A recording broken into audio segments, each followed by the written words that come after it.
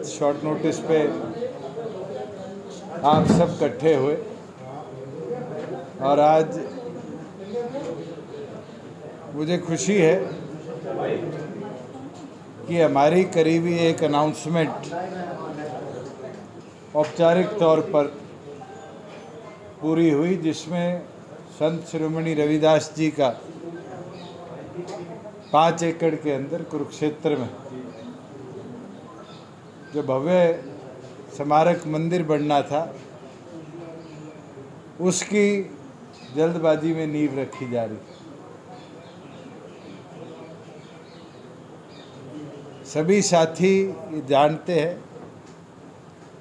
कि दिल्ली के रविदास जी के मंदिर के टूटने के बाद जननायक जनता पार्टी ने ये वादा किया था और आज जो हमारा लास्ट बजट था उसमें इसकी घोषणा हुई और आज दूसरी बार उसका भूमि पूजन किया जा रहा है।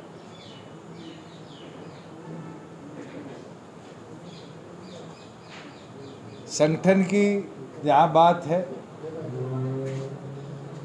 रैली के अंदर तो आप सब ने हर व्यू पॉइंट पर बात सुनी थी। मैं 2-3 चीज़ें ज़रूर कहना चाहूँगा कि कल सभी जिला अध्यक्ष, सभी सेलों के अध्यक्षों से हमने चर्चा करी और आज अम्बाड़ा और कुरुक्षेत्र लोकसभा के साथियों के साथ भी चर्चा करी और अगले 4 दिन में बची 8 लोकसभा को भी हम कवर करेंगे और आगे लोकसभा के अंदर पूरी तैयारी के साथ जैसे डॉक्टर अजय सिंह चौटाला आदेश देंगे पार्टी उतरने का काम है। और मुझे खुशी है कि हर वर्कर के चेहरे पे वही जोश, वही रौनक है जो पार्टी फॉर्मेशन पे थी, विधानसभा चुनाव में थी या उसके बाद। और इनके सहयोग से पहले से भी ज़्यादा ताकत के साथ लोकसभा भी, विधानसभा भी जननायक जनता पार्टी लड़ने का काम करेगी। और मैं नई सरकार से ये आग्रह करता हूँ कि एक विषय बड़ा महत्वपूर्ण है आज के दिन में, जो पिछले दिनों ओलावृष्टि हुई थी, उसकी हमने गिरदावरी की एक्सटेंशन करी थी 15 तारीख। आज शाम को गिरदावरी की रिपोर्ट सारे जिलों से आ जाएगी। मेरा नए मुख्यमंत्री से ये आग्रह है, क्योंकि महकमे तो अभी तक किसी को दिए नहीं, तो सारे उन्हीं के पास है, कि इमीडिएटली जैसे हम करते थे गिरदावरी रिपोर्ट के अनुसार, इमीडिएटली कोड ऑफ कंडक्ट से पहले जितने हमारे फार्मर्स को क्षति हुई थी, क्षतिपूर्ति पोर्टल पर उनने रिपोर्टिंग करी थी, उनको मुआवजा अगले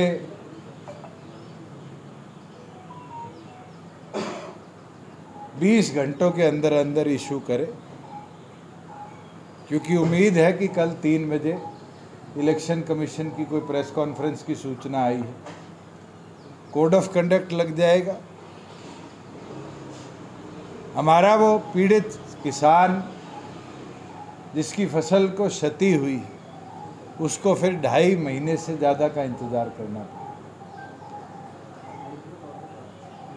मैं आज ये आग्रह करता हूँ सरकार से कि वो तुरंत प्रभाव से जहाँ जहाँ ओलावृष्टि के और बारिश के करके फसल को नुकसान हुआ था, उन सभी फार्मर्स को कॉम्पनसेशन मुहैया कराने का काम किया। और ये भी आग्रह करूँगा, जो हमने प्रोजेक्ट्स चलाए थे उनको भी गति के साथ आगे ले जाने का काम कर, उन पे बंदिशें डालने का काम नई सरकार ना। मैं रैली में बोल लिया, इससे ज़्यादा मुझे नहीं लगता मेरे को ज़रूरत है बोलने की। मुलाकात हुई है पूर्व मुख्यमंत्री से, एक तो ये बताएं कि क्या बातचीत रही और मकसद क्या था मुलाकात का? दो सीटें कहा है कि 2 सीटों में अभी मिली है लोकसभा में, करनाल सीट को लेकर जजपा का स्टेट क्या होगा? आपको मैंने कहा कि अभी अम्बाड़ा और कुरुक्षेत्र के कार्यकर्ताओं से हमने चर्चा करी, 8 लोकसभाओं के कार्यकर्ताओं से हम चर्चा करेंगे।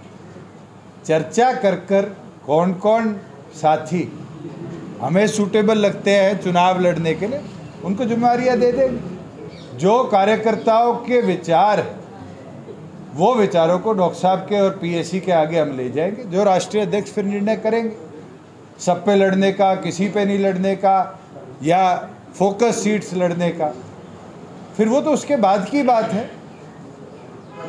दुष्यंत जी, अपोजिशन कह रहा है कि एंटी इनकम्बेंसी जो थी गवर्नमेंट की, उसको चेक करने के लिए सीएम को रिप्लेस किया गया है। तब तो मैं भी ऑपोजिशन में हूँ, नए चीफ मिनिस्टर है, शुभकामनाएं। अब मैं भी चेक किया करूँगा। मेरा बड़ा अच्छा अनुभव रहा है। मेरे से दुगनी उम्र के वो थे।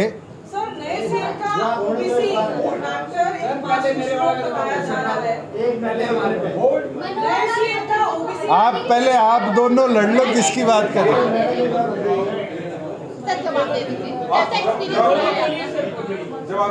मेरे से दुगनी उम्र के थे और मेरा 4.5 साल का अनुभव उनके साथ बेहद अच्छा रहा।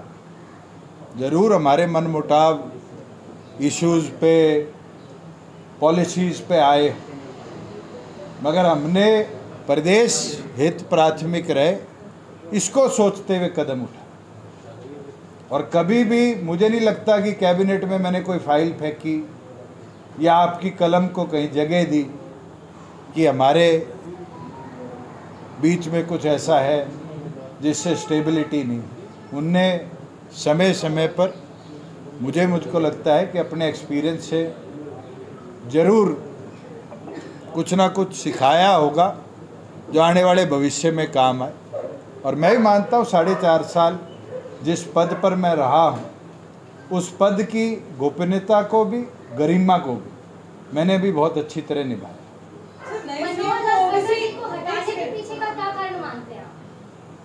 अपने अलग से बताएंगे कि हमने क्या किया है, हमारा क्या विजन है? आपने कहा 4 साल बड़े अच्छे रहे, मुझे लगता है अच्छे रहे हैं तो विजन तो बड़ा क्लियर था। हरियाणा को आधुनिक बनाया। मैं तो खुशी के साथ कहता हूँ 20,000 किलोमीटर इतने छोटे प्रदेश में हम 4 साल में रोड नेटवर्क दुरुस्त कर पाए। 9,000 के टेंडर फ्लोटेड है। ये इसीलिए हो पाया, मेरा विजन अच्छा था। मतलब यही काम लेकर जाएंगे सर, जो आपने अब चर्चाएं तो 4.5 साल से आप भी करते थे, टूटेगा टूटेगा, और मैं आपको कहता था जिस दिन टूटेगा आपको भी नहीं पता चले। चर्चा करने वाले लोग तो इस प्रकार की भी चर्चा करते हैं कि हम मैदान में उतरेंगे, किसी एक को लाभ मिलेगा, किसी एक को नुकसान हो। राजनीति के अंदर लाभ किसको होगा, नुकसान किसको होगा, ये मैं और आप तय नहीं कर सकते, ये वोटर्स तय करते हैं। हमने जब पार्टी बनाई और लोकसभा में 7 सीटों पे उतरे तो 7 लाख वोट आए थे। विधानसभा में गए तो बढ़कर 15% हो गए, और उसके बाद हम अलग अलग चुनावों में उतरे, मिलकर उतरे, अलग निष्कर्ष है। पर मुझे खुशी है 2 लोकसभा के साथियों से मैंने चर्चा करी है। हम इस लोकसभा चुनाव को भी आगामी विधानसभा को मद्देनज़र लड़ते हुए ही चुनाव को लड़ेंगे। अगर हमें हर सीट पे फोकस लड़ना पड़ेगा तो हर सीट पे फोकस लड़ेंगे। 9 विधानसभाओं से 1 लोकसभा हरियाणा की कॉन्स्टिट्यूट होती है। हमारे जो 90 भविष्य के उम्मीदवार हैं उनकी भूमिकाओं पर लोकसभा का चुनाव लड़ने का अभी 2 लोकसभा क्षेत्र के साथियों से चर्चा हुई है। बची हुई 8 लोकसभा को हम अगले 4 दिन में कवर करेंगे। उसके बाद पार्टी की पीएसी के आगे हम अपनी रिपोर्ट भी रख देंगे। जो निर्णय संगठन की लीडरशिप का होगा, उसके ऊपर काम। 4.5 साल का रहा है। हमने कोई इशू हो तो प्रदेश के हित के लिए फैसले लिए, कभी हमारी लड़ाई नहीं हुई। और आज वो भी उस पद पे नहीं है, मैं भी उस पद पे नहीं हूं। उम्र में भी वो मेरे से दुगने हैं। मैं 35 का हूं, 70 के। और मेरे घर वालों ने इतने तो शिष्टाचार सिखाए हैं, तो जब आपसी लड़ाई झगड़े ना हो तो अच्छे तरीके से ज़रूर धन्यवाद करना चाहिए। और मैं उनका धन्यवाद ही करके आया हूँ कि उनने 4.5 साल के अंदर बड़े अच्छे तरीके से इस अलायंस को चलाया था, और बड़े अच्छे तरीके से इस अलायंस ने प्रदेश कैसे आगे बढ़े उसके अंदर बहुत निर्णय लिए। लेकिन कल की मुलाकात के बाद राजनीतिक हलकों में आज भी 5100 वाले इशू पर विचार कर रिवर्ट बैक करना था। और सुबह मनोहर लाल जी ने बैठक बुला ली, इस्तीफा दे दिया, तो ये क्लियर ही हो गया नई गवर्नमेंट के फॉर्मेशन का पार्ट जननायक जनता नहीं बनेगी। ये हमने बड़े क्लियरली बोल दिया। आपकी नॉलेज में था या आपको भी अचानक से ही पता चला?